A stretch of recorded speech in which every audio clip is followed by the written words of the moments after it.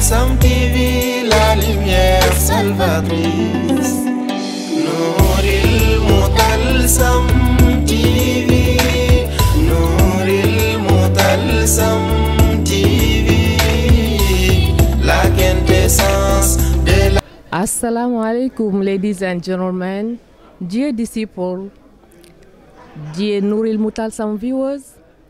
We are back again in the Holy City, the city of Maulana Sheikh Ahmad Tijan Sharif Radiyallahu Ta'ala Anhu, the city of Ya Sayyid El-Hajj Muhammad El-Sheikh who founded it. And we are commemorating today a great event, an event of the highest importance, the birthday of our beloved spiritual guide, Ya Sayyid Muhammad El-Sheikh. In this occasion, we are receiving a multidimensional man, a fervent disciple of Sangabi, and we know that you will be very pleased to discover him. أعوذ بالله من الشيطان الرجيم بسم الله الرحمن الرحيم والصلاة والسلام على أشرف المرسلين سيدي أحمد صلى الله عليه وسلم ورضي الله عن قطب الأحتاب الكبير النور مولانا سيدي محمد الشيخ ورضي الله تعالى عنه مميد كل أولياء الرحمن أبي الأباسي أحمد التجاني شريف رضي الله تعالى عنه. السلام عليكم سيدتنا رحية. السلام عليكم all viewers of Nouril Mutalsam TV. My name is Umaru Sabali. I am Khalif of Sayyidi Muhammad El-Sheikh in Dhaka. I am very happy and glad to be here, and I am very honored to be your guest today. Thanks. So, Ya Khalifa, as the fervent disciple of Sangabi you are, what does this event represent for you? This day is a very important and symbolic day for several reasons. The first 10 April is the born of Imam al-Mahdi al-Muntazar.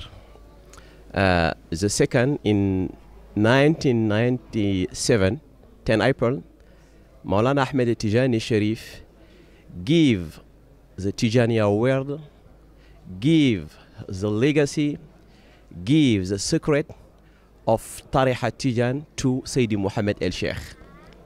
Sayyidi Muhammad El-Sheikh become the Khalif of Maulana Ahmed Tijani fi Nouril A'zam. The second, he become the great Khutb, Khutbul Ahtabul Kabir en Noor. The third reason, April 2006, Sayyidi Muhammad El-Sheikh organized and lead the Mawlud Nabi. This day, today, is very, very important because it is a born of the light, it is a confirmation of the light, and it is an explanation of the light. And we thanks to God to be here, to be part for the Almighty. So we imagine that Sangabi possesses many qualities. Now, would you tell us the main qualities you have found in Sangabi and that lead you choose him as your spiritual guide? Sayyida Rokhaya, it is a very nice question. The first time I heard Sayyidi Muhammad El-Sheikh in YouTube through Mystery of Wazifa, he said, Maulana Ahmed Tijani Sharif give me the word directly and face to face. It is the first word I heard to him, and I said in myself, this man is Imam al-Mahdi al-Muntazar. And I decided to come in Medina Sheikh, in this city, to meet him. I did 5 days here, and to resume, exactly to resume, I found a man educated by the Holy Prophet Sallallahu Alaihi Wasallam. Because all quality at any level in Sayyidi Muhammad El-Sheikh are extraordinary. And at those time, I just chose him because he was Imam al-Mahdi al-Muntazar. And today, I follow Sayyidi Muhammad El-Sheikh because I must have to follow him. Quite simple. Even he don't is what it is, I follow him. No reason, any hesitation, I follow him because I need to follow him. Now, Ya Khalifa, can we say that this event is particular And if yes, what are the particularities of this 2021 birthday celebration in comparison to the previous ones? Personally, I just found one reason. This birthday is close to the beginning of the mission. And naturally, the fervor is strong. The light is high. And if I can say that the mystery is very, very present here. It is different. In any moment, any particularity, it is different because it is close to the beginning of the mission. Sangabi has announced the launching of his mission's beginning on January 29, 2022. Now, according to you, what should be the position of the companion of the missionary of the end of time? What position should they adopt? MashaAllah, Sayyida Rohaya, the posture to adopt Sayyidi Muhammad El-Sheikh taught us since he was 14 years old.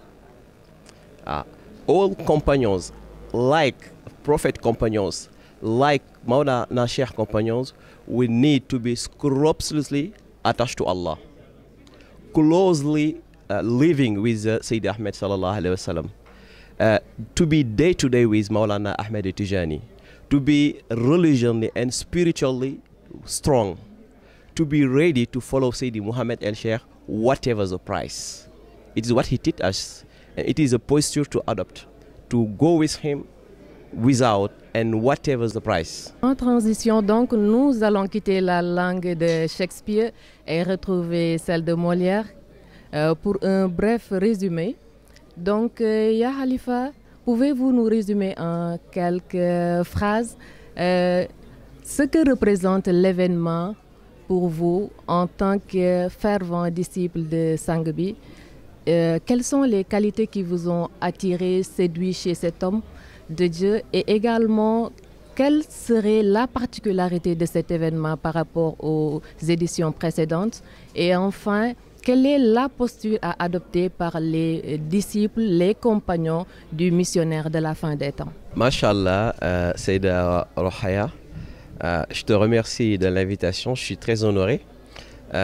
Je fais mes salutations et mes ziyares à tous vos disciples, à tous les téléspectateurs, à tous les gens qui suivent Nouril Moutalsam, à toutes les personnes qui sont présentes dans ces lieux, qui est Medina Cheikh, la cité de Maulana Ahmed Tijani Sherif. Cet événement est à la fois important et à la fois très symbolique. Et ça pour plusieurs raisons. La première raison, c'est que c'est la date de naissance de l'imam Mahdi al-Muntazar. Le 10 avril 1983, le sauveur tant attendu est venu au monde. La deuxième raison, c'est que le 10 avril 1997, Sayyidi Muhammad El-Sheikh a rencontré Maulana Ahmed Tijani Sherif en état de veille et lui a remis les secrets de la tariqa. Il lui a remis le khilafa de la tariqa, il lui a remis l'héritage de la tariqa. L'autre raison, la troisième raison que je peux énumérer, c'est que c'est en avril 2006, âgé de 23 ans, que Sayyidi Muhammad El-Sheikh a organisé pour la première fois le Mawlud Nabi. Donc c'est à la fois des symboles qui sont extrêmement importants en ces faits de temps. Donc je citais trois raisons parmi tant d'autres, il y en a des centaines qui font que ce jour est spécial. Voilà, parce que si je parle de la naissance de l'imam Mahdi, je parle de la rencontre avec Maulana Cheikh, je parle de l'organisation du Mawlid. Donc c'est trois étapes différentes de la mission de Sayyidi Muhammad El-Sheikh. Donc je l'ai résumé en disant que c'est la naissance de la lumière, c'est la confirmation de la lumière et c'est l'expansion de la lumière. Et là nous sommes tous heureux d'être là et on rend grâce à Allah qui nous a permis de faire partie de cette miséricorde-là. Car c'est vraiment une miséricorde de venir ici, ce jour, pour célébrer tous ces éléments, tous ces symboles, toute l'importance qu'a ces dates-là. Mashallah. Maintenant, la deuxième question que vous m'avez posée, les qualités de Sayyidi Muhammad El-Sheikh, La première fois que je l'ai écouté sur YouTube à travers les mystères de la Wazifa, je l'ai entendu dire que c'est Maulana Ahmed Tijani Chérif qui a donné le wird face à face et directement. Et depuis que le monde est monde, la seule personne qui a dit une telle chose, c'était Maulana Ahmed Tijani vis-à-vis du prophète sallallahu alayhi wa sallam. Donc lui, s'il le dit, une chose aussi grande, une chose qu'aucune autre oreille n'a jamais entendue de sa vie, fait que connaissant la tariqa Tijan, ça ne pouvait qu'être vrai. Ça c'est un. Deuxièmement, il n'y a que l'imam Mahdi qui peut le prétendre. Parce que dans les livres de la tariqa, on dit que l'imam Mahdi est un disciple de Maulana Ahmed Tijani Chérif. Donc forcément, le wird, il ne peut le prendre que de la main de Maulana Ahmed Tijani Chérif. Donc c'était les raisons qui nous ont poussés à venir ici à l'époque, à faire 5 jours avec Seydi Mohamed El Cheikh pour voir qui était cet homme-là, pour satisfaire notre curiosité. Mais après ces 5 jours-là, comme j'ai dit, on a vu un homme, pour résumer, qui a été éduqué par le prophète sallallahu alayhi wa sallam, tellement que ses qualités étaient extraordinaires à tous les niveaux. C'est-à-dire, vous ne pouvez pas dire que Seydi Mohamed Cheikh, il est bon, mais il n'y a pas de mais dans ses qualités. Voilà, c'est des qualités vraiment, comme on le dit en arabe, maqarimul akhlaq. C'est des qualités au-delà des voiles permises. Donc, c'est des qualités qui viennent de la source d'Allah, voilà, de la source mohammedienne. Donc, voilà les raisons qui ont fait que, voilà, à l'époque, on avait dit, on le choisit comme guide. Mais aujourd'hui, il n'y a pas de raison. Il n'y a aucune raison aujourd'hui. Je ne peux pas honnêtement vous dire, voilà la chose qui fait que je suis disciple de Maulana Seydi Mohamed El Cheikh. Je le suis, point. Et même s'il n'est pas ce qu'il dit qu'il est, ça ne m'empêcherait pas de le suivre. Voilà, tout simplement et tout bonnement. Voilà.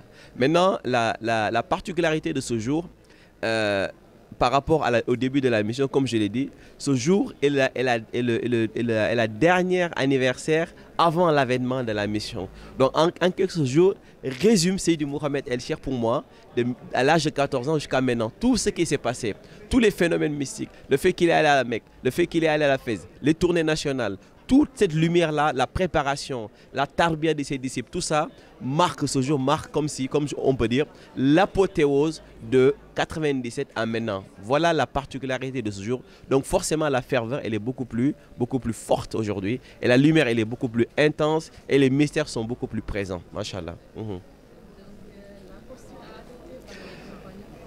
Ça aussi, comme je dis, Seydi Mohamed El Cheikh, la posture adoptée, il l'enseigne depuis l'âge de 14 ans.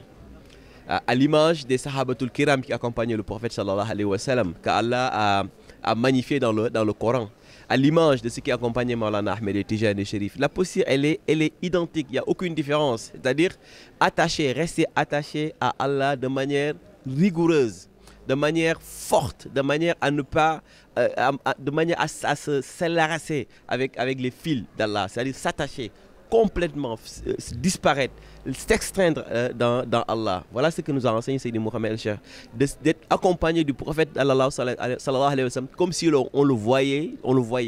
Et maintenant vivre, pour revenir sur voir le prophète sallallahu alayhi wa sallam, il y a des gens qui le voient ici.